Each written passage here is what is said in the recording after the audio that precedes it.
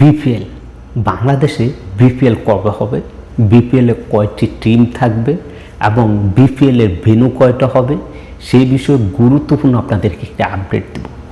এর আগে আপনাদেরকে বলে রাখি, আগে যেটা ছিল একটি কম্পিটিশন ছিল আইএল টি20 এবং বিপিএল দুইটাই সেম সময় হওয়ার কারণে আমাদের অনেক বাংলাদেশি খেলোয়াড় তারা মাঝপথে চলে আসতে হতো এবং খেলতে পারতো না। এবং আইএল টি20 তারাও চিন্তা ভাবনা করছে যে বিপিএলের সাথে তাদের প্রতিদ্বন্দ্বিতা করা ঠিক হবে না, যার কারণে তাদের সময়টা পরিবর্তন করেছে, যার জন্য আমাদের বিপিএলের জন্য অনেকটা হেল্পফুল হয়েছে। এখন থেকে আইএল টি20 যেটা সেটা প্রতি বছর নভেম্বরে শুরু হবে এবং ডিসেম্বরের 22 তারিখে শেষ হবে। তো এটা আসলে একটি সুখবর। আর হচ্ছে SA20 তারিখটা চেঞ্জ হবে শোনা যাচ্ছে এবং কবে নাগাদ শুরু হবে সেটা এখনও ঘোষণা আসে নাই। যদি আসে তাহলে অবশ্যই আপনাদেরকে জানিয়ে দেব। এবার আসেন আমাদের বাংলাদেশের বিপিএলের এখনও অনেক সময়, প্রায় 6 মাসের মতো বাকি আছে। বিপিএল হবে, এটা 100%, এটা মিস নাই, বিপিএল হবে। বিপিএলের আপনারা জানেন যে কিছুদিন আগে আমরা যে নিউজটি আপনাদেরকে প্রচার করেছিলাম যে সর্বোচ্চ 5টা বা 6টা দল নিয়ে এবার বিপিএলটি আয়োজন করতে চাচ্ছে আর অনেকটা জোরসোর হয়ে যাচ্ছে। এবারে বিপিএলে স্টেডিয়ামও বাড়তে পারে, ঢাকা, চট্টগ্রাম, সিলেটের সাথে সংযুক্ত হবে বরিশাল, এরকমই গুঞ্জন আমরা শুনতে পারছি যে 4টি স্টেডিয়ামে এবারকার বিপিএলটি আয়োজন করা হবে।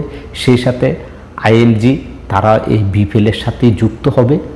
এবার আসেন বিপিএল কখন শুরু হবে, ধারণা করা হচ্ছে সংশ্লিষ্ট যারা আছেন তাদের তথ্য থেকে আমরা যে তথ্যটা পেয়েছি, ডিসেম্বর মাসের 22 থেকে 24 তারিখ বা 27 তারিখ এর মধ্যে, অর্থাৎ 22 থেকে 27 তারিখের মধ্যেই কিন্তু বিপিএলটি শুরু হবে, যেটা জানুয়ারি মাসে ফাইনাল দিয়ে শেষ হবে। একেবারে শেষ পর্যায়ে এরকম একটি নোটিশ নিয়ে বিপিএল গভর্নিং কাউন্সিলের দায়িত্বে এখন নতুন যারা আছেন তারা এগিয়ে আছেন।